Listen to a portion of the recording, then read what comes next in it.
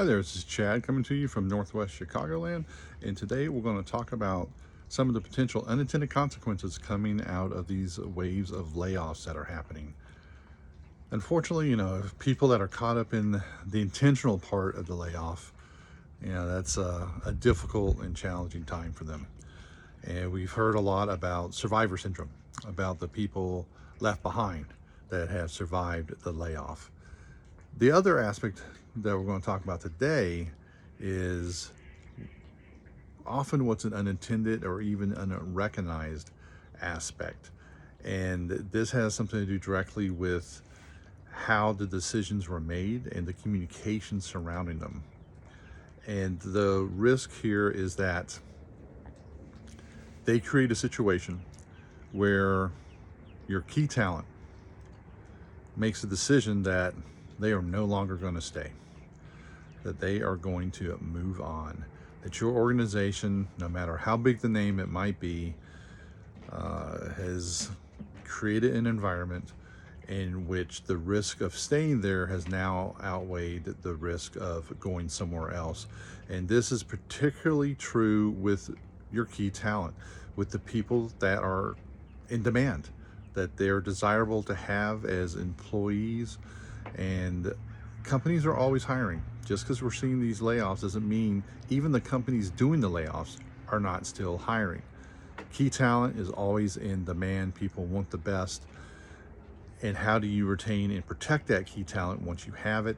And that's something that can happen here with these layoffs, is people can see the messaging. They can read between the lines.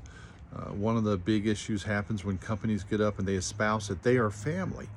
And that's how they operate. They're one big family, and then before you know it, 20,000 of them are gone, or 10,000 of them are gone.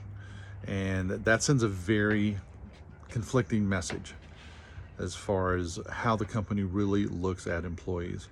So just as a side note, it's never a good idea to play the family card in business when you're not family.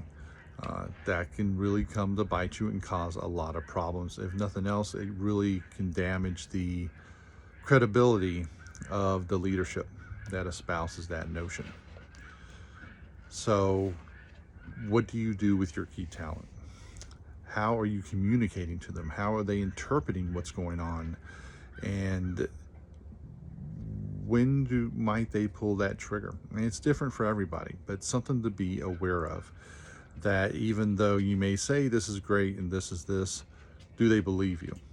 Are your messages credible now? We've seen some open letters coming from CEOs in the tech spaces, and basically saying that the primary consideration is the wealth or health and success of the larger organization, which is appropriate. That's why businesses exist.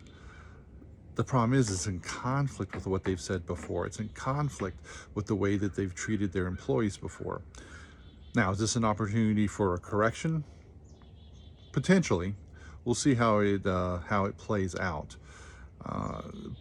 But it's also probably going to include some loss of key talent, because your key talent, they're key for a reason. They're smart. They can figure stuff out. They can see between the lines. They can probably kind of figure out what the trends are coming down the pike. And if they don't like what they're seeing, and they don't feel that where they are now is the place to stay, and they can get a job for probably more comp, probably better benefits, maybe doing something they really want to do or something a little bit different, you could be facing that key talent drain as well. Something to think about, even for organizations are going through these traumatic changes, as people are being let go and exited. Don't only have to be worried about the survivor syndrome in general, but more specifically about what's your key talent going to do.